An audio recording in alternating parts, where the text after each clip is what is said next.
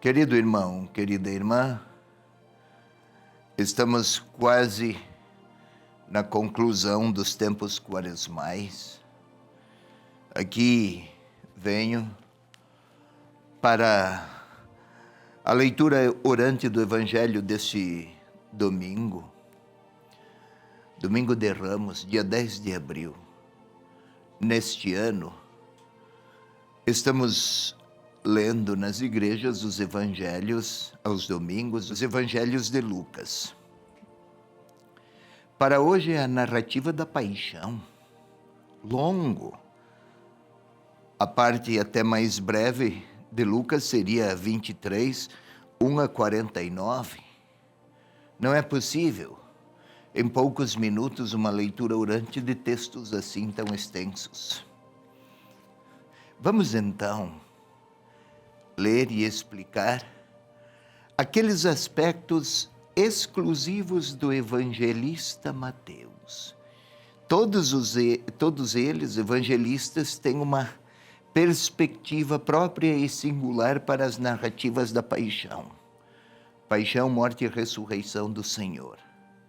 Destacando aspectos mais em um do que em outro, enfatizando temas de maior interesse segundo a sensibilidade teológica de cada um deles. Nós vamos ficar com aqueles textos que somente Lucas acentuou.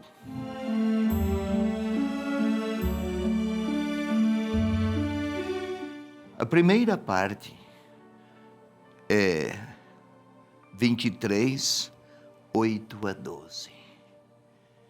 Jesus antes fora apresentado a Pilatos, fora preso e levado a Pilatos. Pilatos enviou-o a Herodes. Somente Lucas tem esse detalhe. Vendo a Jesus, Herodes ficou muito contente. Havia muito tempo que queria vê-lo, pelo que ouvia dizer dele, e esperava ver algum milagre feito por ele. Interrogou-o com muitas perguntas. Ele, porém, nada lhe respondeu. Entretanto, os chefes dos sacerdotes e os escribas lá se achavam e acusavam-no com veemência. Herodes, juntamente com sua escolta, tratou-o com desprezo e escárnio. E vestindo-o com uma veste brilhante, mandou-o novamente a Pilatos.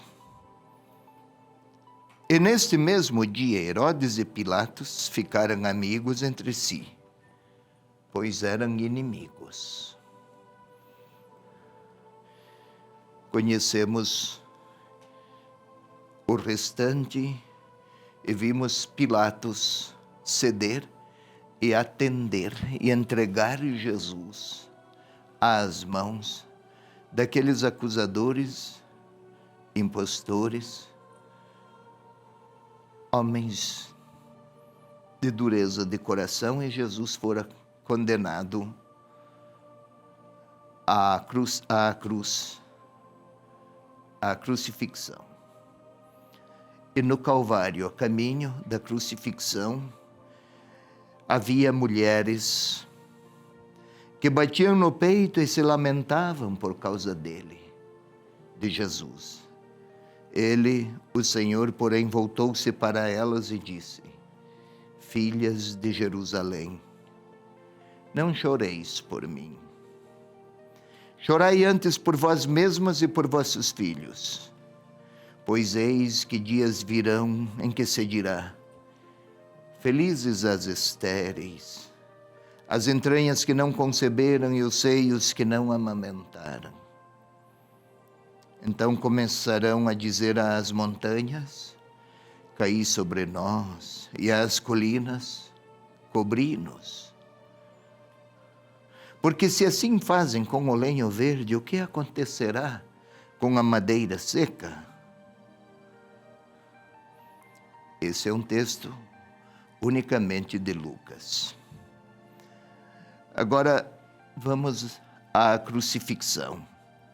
Chegando ao lugar chamado Caveira, lá o crucificaram, bem como os malfeitores, um à direita e outro à esquerda. Jesus dizia: Pai, perdoa-lhes, não sabem o que fazem. Depois, repartindo suas vestes, sorteavam-nas. Vamos dar um novo salto e agora iremos ao versículo 39. O bom ladrão. Também este, exclusividade de Lucas. Um dos malfeitores, suspensos à cruz, o insultava dizendo: Não és tu o Cristo? Salva-te a ti mesmo e a nós. Mas o outro, tomando a palavra, o repreendia. Nem sequer temes a Deus, estando na mesma condenação? Quanto a nós é de justiça, pagamos por nossos atos. Mas ele não fez nenhum mal. E acrescentou: Jesus, lembra-te de mim quando vieres no teu reino. Ele respondeu: Em verdade eu te digo, hoje estarás comigo no paraíso.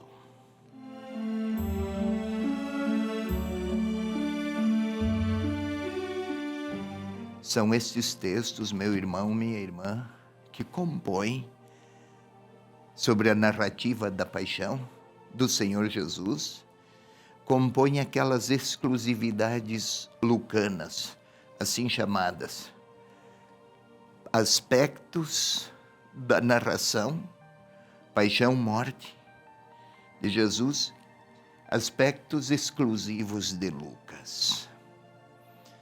O primeiro, Jesus fora enviado a Herodes.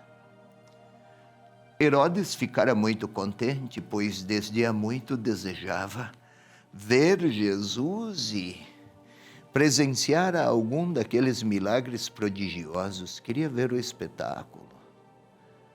Não se tratava aqui de seguir, de aderir à pessoa de Jesus, acolher a sua mensagem, abrir-se à palavra, dirigir a própria vida para um outro objetivo. Herodes, como muitos, queriam participar do espetáculo de prodígios e, quem sabe, alguma vantagem em tudo isso. Fez-lhe muitas perguntas, narra o texto, e Jesus se manteve calado. Por que esse silêncio? Atos de um soberano. Não o atingem aquelas ofensas, não dialoga com quem quer rejeitar o projeto de Deus. Não porque não quer nenhuma proximidade com quem eventualmente estaria disposto a uma nova vida, a um novo horizonte de sentido, a uma nova maneira de compreender o próprio Deus. Mas porque queria mesmo participar de uma perspectiva de poder triunfalista. Como Jesus não aderiu, não se deixou enredar por esse tipo de falsidade, poder, então aqui os verbos: tratou-o com desprezo e escárnio, mandou-o de volta para Pilatos. E estes que antes eram inimigos tornaram-se próximos, aqui diz o texto. Uma proximidade originada da perversidade. Os dois se encontraram, Pilatos e Herodes, na mesma dinâmica. A caminho do Calvário, exclusividade de Lucas, mulheres que se compadeciam ante aquele terror infligido ao Senhor. E aí, ele, Lucas, sensível a figura feminina, o que mais destaca a presença feminina em toda a dinâmica da história da salvação dentre os evangelistas. Embora Jesus estivesse prestes a ser crucificado e fora já flagelado, ainda tem forças para consolar pessoas que não estavam de acordo com toda aquela injustiça infligida ao Senhor Jesus. A caminho da morte, ainda consola, filhas de Jerusalém. Não choreis por mim, chorai antes por vós mesmas e por vossos filhos. Isto é, algo muito pior do que a própria morte de Jesus seria a morte de Jerusalém. É uma referência à própria cidade. É uma referência ao destino daquela parte da humanidade que quer viver sem a bondade misericordiosa de Deus. E ao final, crucificaram. Olha, Lucas, uma linha. Chegando ao lugar, crucificaram. Nenhuma descrição a mais. Mas, daí, uma oração, sim. Pai, perdoa-lhes. Não sabem o que fazem. Isto é, podem até crucificar o Filho de Deus. Podem até assassinar o Filho do próprio Deus, mas não podem impedir que Ele perdoe até naquela hora. Em outras palavras, a mais profunda, mais radical das expressões humanas de crueldade, que naquela época era a crucifixão, ainda assim, por mais perversa que fosse, não era capaz de impedir que o Filho de Deus perdoe até naquela hora. A mais grave maldade humana, o mais grave pecado da humanidade, não tem a grandeza da misericórdia do Pai, revelada em Jesus Cristo. Podem matar o Filho de Deus, mas não podem impedir que Ele perdoe até naquela hora. É muito amor. E então, a última parte, o bom ladrão. Hoje ainda estarás comigo no paraíso, mas não vai ressuscitar daqui a 3 dias? Sim. Entretanto, a vitória já está presente naquele instante, pois que o perdão já foi oferecido instantes antes, quando da crucifixão.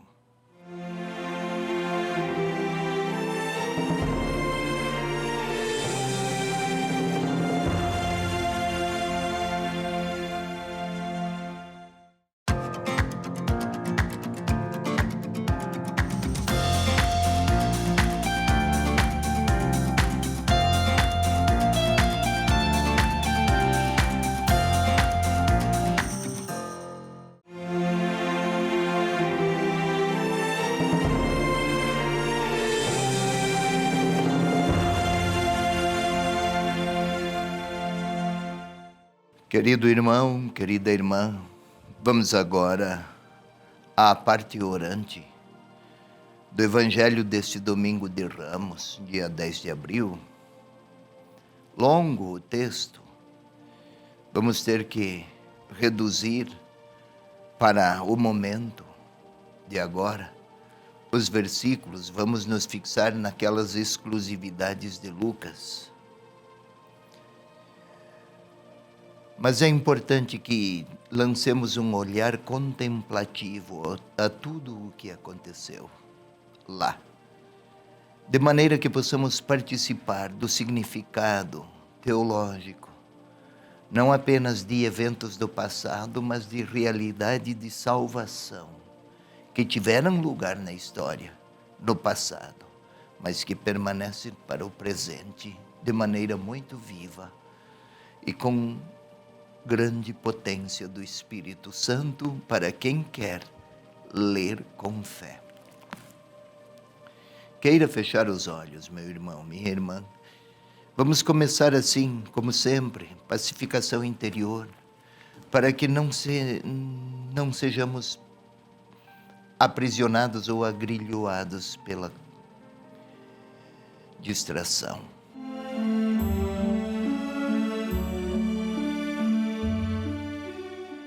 Feche os olhos, ponha-se numa posição que ajude a aquietar-se. Respire profundamente e calmamente. Uma primeira vez. Faça isso agora. Façamos mais uma vez.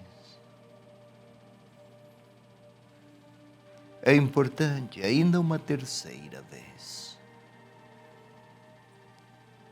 Mantenhamos-nos, eu e você, concentrados. Mantenhamos a nossa atenção concentrada sobre os nossos braços. Tente senti-los. Vamos tentar sentir. Primeiro o braço, a partir do ombro, cotovelos, antebraços, os dois. As mãos, primeiro a direita. Sinta a parte interna das mãos, a parte externa. Concentre-se sobre o seu braço esquerdo agora. Primeiro o antebraço, o braço esquerdo, a mão. Permaneça aí, sentindo os braços, mãos. Agora, mantendo-nos recolhidos, vamos orar, pedir ao Espírito Santo que venha orar em nós. Que não sejamos nós a falar o que nos convém ou nos agrada, mas que seja o Espírito de Deus a servir-se da nossa inteligência para orar. Vinde, Espírito Santo, enchei os corações dos vossos fiéis, enchei os nossos corações daquele amor e daquela atenção que nos abrem à palavra, que nos associam ao que aconteceu lá em Jerusalém, quando o Senhor Jesus entrou na cidade, os ramos que o homenageavam. Vinde, Espírito Santo, iluminar nossas inteligências, para que possamos participar de maneira muito vivaz, cantar com o Senhor para acolhê-lo, mas especialmente contemplar com que grandeza de amor o Senhor Jesus abraçou a sua cruz. Vinde, Espírito Santo. Agora vamos imaginar, criar imagens, aquelas que o evangelista nos enseja, nos proporciona. Vamos tentar, é como se relêssemos. Podemos ver Jesus levado a Herodes, palácios de pedra, grandes construções lá em Jerusalém. Jesus amarrado, quase arrastado pela brutalidade daqueles que queriam condená-lo. Quem sabe, podemos ver até Herodes a pedir milagres, a rir do Senhor. Os milagres não saem, aquelas gargalhadas ofensivas, aqueles risos sardônicos. Vamos tentar observar. O próprio Herodes, com aqueles gestos de desprezo, mandando Jesus de volta para Pilatos, quem sabe até manda um bilhete. Mas continuemos com as cenas. Jesus fora condenado. Pilatos entregara o próprio Senhor aos seus acusadores. E lá se vão, em direção a uma colina que existe logo fora da cidade. A cidade de Jerusalém tinha muralhas. Passam pelas muralhas, talvez podemos até ver. Tem uma colina. As pessoas condenadas à crucifixão naquele tempo não tinham nenhum direito. Então levava pontapés, golpes, chicotadas, escárnios, gargalhadas. Podemos ver o Senhor que segue, carrega a cruz. Mulheres que sentem dor ao contemplar o que contemplam. Não é apenas sentir dó, e o Senhor que se aproxima delas,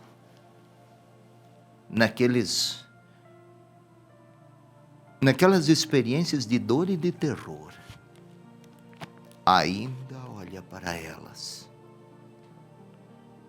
Algo lhes fala. Ferido, aquela coroa de espinhos o machucara muito. O rosto desfigurado é possível.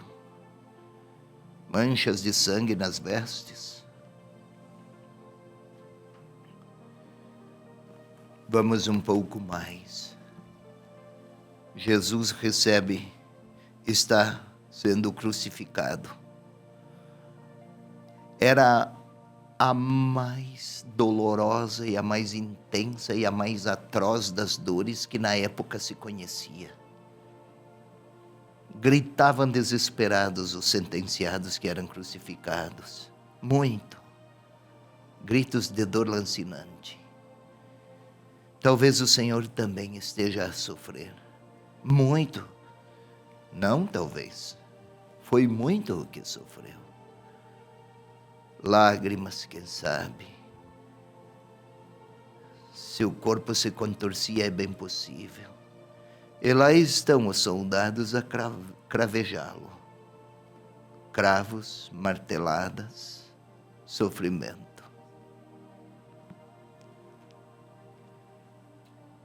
E o Senhor ainda assim está a repetir: Pai, perdoa-lhes. Quem sabe até podemos ouvir: Pai, perdoa-lhes. Não sabem o que fazem. É até possível ouvir. Mas Deus não tinha outro caminho. Não havia outro modo. Se Deus quis mostrar amor e não poder, aí foi ao extremo. Podemos ver depois um dos que fora crucificado com o Senhor, que também o insulta, faz um milagre, tira-nos daqui. E o outro que contempla, também ele, em estertores de dor.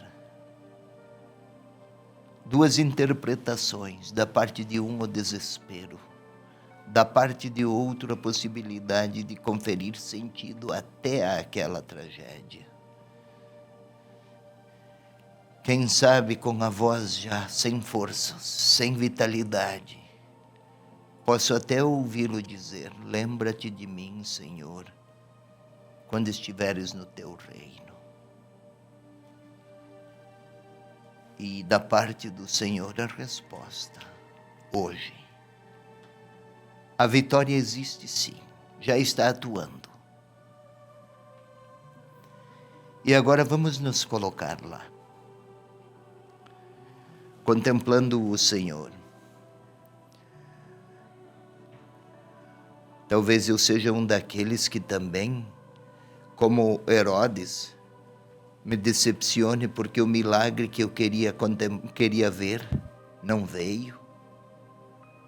É bem possível que eu tenha querido alguma vez na minha vida milagres e eles não vieram.